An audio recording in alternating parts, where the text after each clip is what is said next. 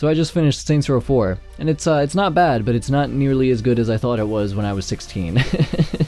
Yeah, I played a fair chunk of this game back in a couple years ago, and thought it was the bee's knees, the dog's bollocks, the cat's pajamas, other animal things that mean good. And playing it again now, not nearly as good as I remembered it, because I was way more into the lol-so random humor back then than I am now. But having said that, it's still pretty good.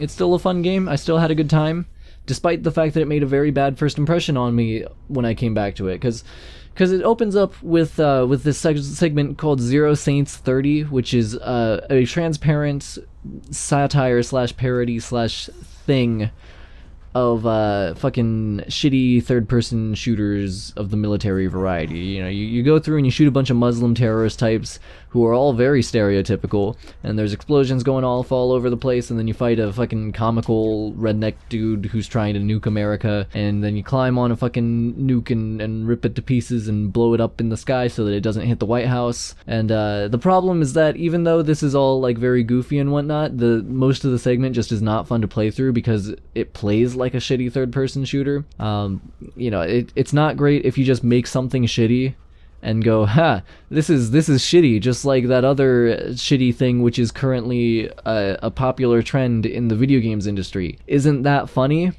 No, I mean, yeah, it is funny, but it's not funny enough for me to be okay with the fact that you're opening your game with a fucking shitty third-person shooter segment. But that said, at the end of it, it does get fun because you climb on the rocket, and that's moderately enjoyable. I mean, it's a dumb QuickTime event, but it's a fun dumb QuickTime event. It's not a great dumb QuickTime event. It's not as good as, say, the dumb QuickTime events in Bayonetta or Metal Gear Rising, which are such good dumb QuickTime events that I would say that they actually do add a significant chunk of enjoyment to the game, and I would miss them if they were gone. These dumb QuickTime events are pretty much neutral ones. They're not terrible. They're not like fucking bullshit like the ones in Resident Evil 4, but they're not great either. So, you know, they're fine. But regardless of the quality of the QuickTime events themselves, what's going on around them is pretty fucking tits. Because you're climbing up a missile, you're pulling panels off of it, and we're ripping out wiring. This fucking Aerosmith song is playing, and it's fucking over the top and campy and great, and I like that a lot. You jump off of it, the missile explodes, and you fall through the roof of the White House onto the seat at the desk in the Oval Office, and then the game is just like, and then he got elected president for reals.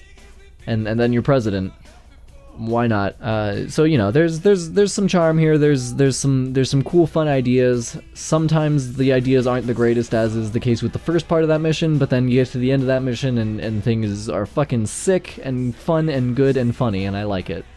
That's my deep critique of the opening of Saints Row 4. It starts off shitty and boring, but at the end it's fun and dumb, and I like it. And then you get to create a character, and this is when the game like really zooms in on the character models, and you can see how profoundly ugly this game is.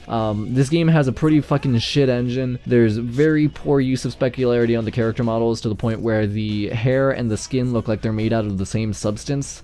Ugh, it is fucking gross. But that said, you don't see it that close most of the time. Most of the game looks fine from a technical level, so I can kind of give that a fly. But what I can't give a fly is the poor sense of aesthetics that are used in crafting the city. It's all fucking drab, boring, gray brick, fucking brown shit. I don't even give a fuck. It is just tiring to the eyes. Fucking drab-ass city with fucking post-processing bloom red lights all over because aliens are in control. Oh yeah, aliens come and take over and put you in the Matrix, so that's the thing. But yeah, the aliens are in control of the Matrix city, so there's fucking red lights everywhere, and they're fucking vomiting bloom in your face from the red lights while the rest of the city is fucking drab and shitty, and it's a fucking clusterfuck. It looks ugly. It just looks fucking ugly. It's very tiring visually. It kind of makes my eyes hurt. I don't like it. Don't like it one bit. Also, the skyscrapers, they look like they're made out of cardboard. They're very flat, boxy models with just a texture applied to them. They look like they are fake cardboard skyscrapers, which is something that can really be said about the entire sandbox in this game. It's very much the epitome of the current like trend of big open worlds that are just made out of cardboard and there is no meaningful interaction to be had with them and very little in the way of fine detail. Yeah, that's very much the case. But, and this is a big but, this is a big fucking game changer of a but. that doesn't really matter. It's actually not a problem that the open world is completely and 100% made out of cardboard in this game. Because you're actually going to be running through it so fast that you can't even, like, fucking notice the lack of fine detail. It's all going to be just a blur sprinting by, because you get superpowers in this game. I mentioned that you're in the Matrix. You get to have superpowers because you're in the Matrix. If you're in the Matrix, then why not have superpowers? You know, why not just do that? So they do. They give you superpowers. You got a super jump, you got a glide, you got a sprint that is faster than any car in the game. It's pretty fucking tits. You're blasting all over the place. It takes, like, very little time to sprint from one end of the map to the other in this game. I haven't measured it, but it's not long. It is not long. It does not take long to get from place to place. So yeah, it doesn't, like, normally I would knock a game hard for having a big shitty open world that has no detail anywhere, but in this case it works, because like, clearly the game was built around that idea of, well, they're gonna be sprinting through this open world so fast that it would be not even worth the time to deal with fine details. So let's just work on the overall gameplay loop, you know, something that has much broader in scope and is going to be much more impactful on the experience. And it works. The superpowers are fun to mess around with, and it is fun to go through the core gameplay loop of use your super sprint to go to the objective, do a fun mini game, and then super sprint somewhere else and do another fun mini game objective. Sometimes intercut that with a story mission. Also sometimes intercut that with the player just deciding to go off and fuck around and kill people and collect data clusters. Incidentally, the data clusters, they're fucking everywhere. They're how you unlock new superpower upgrades, and they're fucking everywhere. They're just on roofs everywhere. It's the epitome of, ooh, piece of candy, ooh, piece of candy, ooh, piece of candy. Just fucking following the trail of glowy things that you want to get throughout the whole fucking universe. There's also a lot of customization that's available. You got a lot of clothing options that are open to you. Not as many as in Saints Row 2, but a lot. Quite a lot. So that's a lot of fun. I made a cool dude with a dumb face, and that's good. I dressed him up like the Matrix, and I like that because the Matrix is cool and is relevant to this game. Not entirely like the Matrix though. He wasn't wearing black, he was wearing white because I felt that matched the aesthetic better. But yeah, I like the customization. You can also customize your guns. There's a lot of different weapon skins that are available, and the skins are available for free. Like actual upgrades to the weapon, like how much ammo they hold, or like something that changes their functionality, that you gotta pay cash money for. Not real world cash money, just in-game cash money, but you still gotta pay it. But the customization things, those are completely free. You don't gotta pay any form of money for them. Not in-game money, not real world money, nothing. They're just, you just slap a skin on there. A lot of them are fucking pop culture references. You can have a handgun that's Malcolm Reynolds' gun from Firefly. You can have an SMG that's RoboCop's gun from Land Before Time. You got fucking, what else is there? You can get a shotgun that's the Scout's shotgun from Team Fortress 2. You know, those are all things. That's pretty cool. I like fucking dumbass, over-the-top, goofy customization. I'm kind of conflicted on the pop culture references in these weapon skins, because on the one hand, I feel like relying overly much on pop culture references for when making your game is kind of a shitty thing to do, for obvious reasons. But on the other hand, I like these references. They are references to things that I like, and I like to be able to shoot the fuck out of an alien with RoboCop's gun. Late in the game, I like to be able to shoot the fuck out of an alien with 2 of RoboCop's gun. So, you know, jury's still out on that. But yeah, also, if you attack someone while sprinting, you'll do a sick-ass wrestling move, and once you get superpowers, it's a sick-ass superpowered wrestling move. So that's cool. I don't have much to say about that. I just think it's cool. It's just dumb fun, you know? I don't give a fuck, it's fun. Who cares? But yeah, it has a very, very enjoyable core gameplay loop, and a big part of the reason for this is that they went through that core gameplay loop of sprint somewhere, do an objective, sprint somewhere else, and they just removed every facet of inconvenience from it. So now it's just like this smooth, buttery experience, slipping and sliding from one corner of the map to the next, doing shit. You know, because you don't have to worry about getting in a car and driving on roads, because you run faster than a car, and you can just leap right over buildings or fucking climb up them or whatever, with like very little inconvenience in that regard. It doesn't even like slow you down very much. You don't have to worry about finding your way to the objective because you just get a line that leads you directly to it. If you do want to get a car, you don't have to worry about finding the one you want, because any car that you drive, you can just hit a button while driving it and that'll register it to your account, and then you can just spawn it literally anywhere at any time, just for free at the drop of a hat. Just spawn this car I want right here. And so if you ever do decide to drive a car, which you won't because there's no reason to, because you're faster than cars just sprinting, but if you ever do decide to, then you can just spawn the one you want right where you are and don't gotta worry about shit. Just yeah, there is no more inconvenience in this game. Everything is always convenient, just pure convenience all the time, at the expense of the fact that the game has no nuance, polish, or balance in any way, shape, or form. Yeah, this game fucking laughs at your feeble human concepts like games should be challenging and there should be fucking deep systems that have multiple facets which play off of each other in interesting ways. Nah, fuck that. Just go in and blow some shit up. It's never gonna be hard. You're never gonna have any difficulty with it. Who gives a fuck? Just go kill them. Just go kill them. Just do it. Do it, you pussy. Go kill the fucking aliens. There's nothing stopping you. They're not gonna stop you. I'm not gonna stop you. Just go kill the fucking aliens. Except for the parts where the game decides that actually it does want to be challenging and for the story missions, and it takes away your superpowers. But joke's on you, because it's still not challenging. It's still fucking piss easy in all of these parts. I mean, I was playing on normal difficulty. Maybe it's actually challenging on hard difficulty. But on normal difficulty, even when it takes away your powers, it's still a fucking piss easy game. Plenty of exploits that you can use to get around what little bits of challenge there are there. So yeah, which is actually kind of a big problem, because I mean, I think that it was a bad decision in the first place to take away your superpowers for large sections of this game, because the superpowers are like the unique and fun thing about this game in comparison with the rest of the franchise. They're the unique selling point, and they are really what make the game fun in the first place. I don't think this game would be nearly as fun without the superpowers. And I'm very confident in that belief, because at the points where it takes away your superpowers, it's not nearly as fun.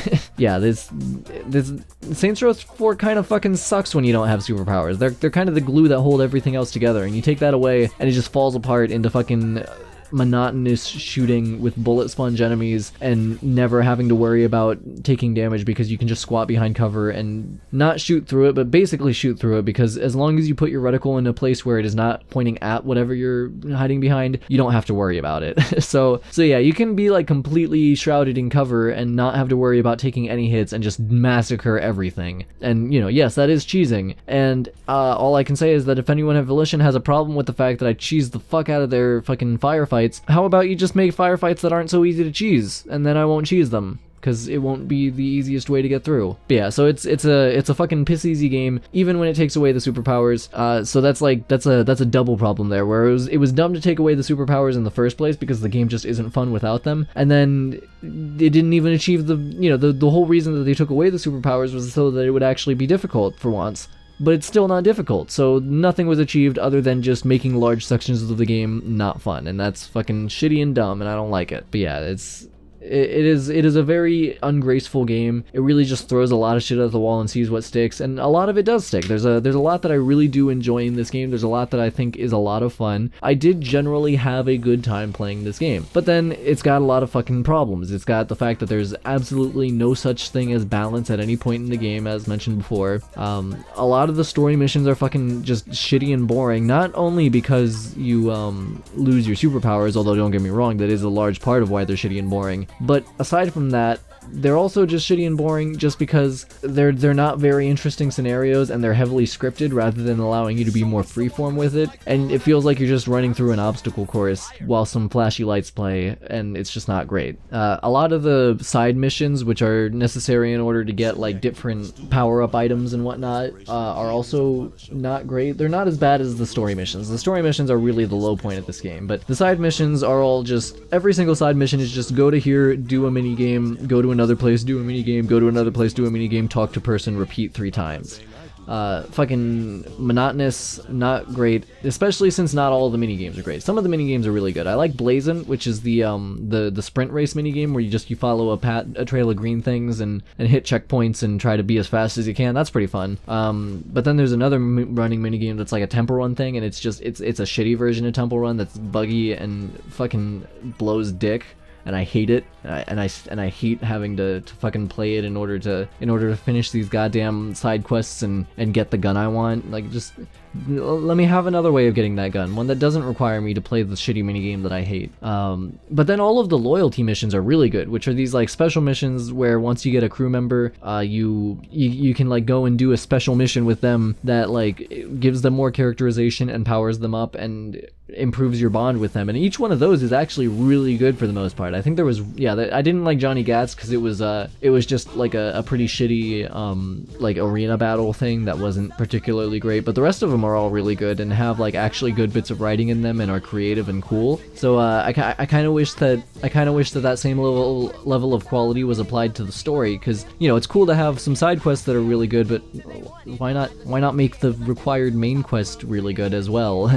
But yeah, it's definitely got its ups and downs, although I will say that it at least ends on a high note, because the ending is very satisfying. I mean, not so much the final boss. The final boss is it's not bad per se, it's just kind of mediocre. But right before the final boss, you're outside of the simulation, out in the real world. You don't got powers, and then you find this fucking suit of power armor that gives you your superpowers, but in the real world. And fucking The Touch by Stan Bush starts playing, and you just massacre a bunch of aliens with your real world superpowers to the tune of The Touch by Stan Bush, which is the greatest fucking song ever created. You bet your tight little ass I fucking cranked that shit way the fuck up and sang along with it badly like the fucking loser that I am. Oh, it was so good. What a fucking great set piece. Every game should have a set piece where you get powered the fuck up and just massacre a bunch of dudes while The Touch plays. It's so fucking great. And that is really probably the high point of the game for me, just because I love that song so much, and it was just an incredibly satisfying moment. And even the moments after that,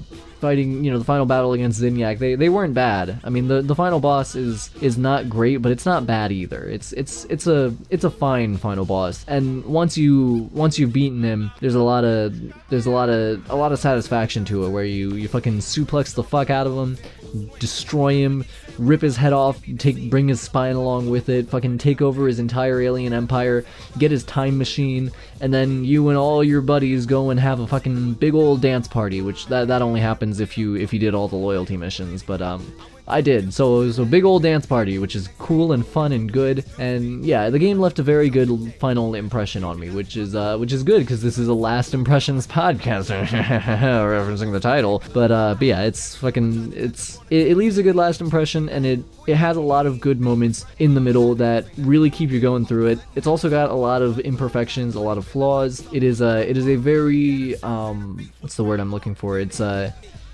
I guess unpolished is the only reasonable word that I can think of on a dime. It's a very unpolished game, and it has a lot of big flaws, but the moments that are good are so good that I think that I can really just overlook most of the flaws and say that overall, it's a pretty good game. I enjoyed it. I would recommend it. I'm gonna give it a 6 out of 10. Nice. It's worth checking out if it seems like it is at all your thing.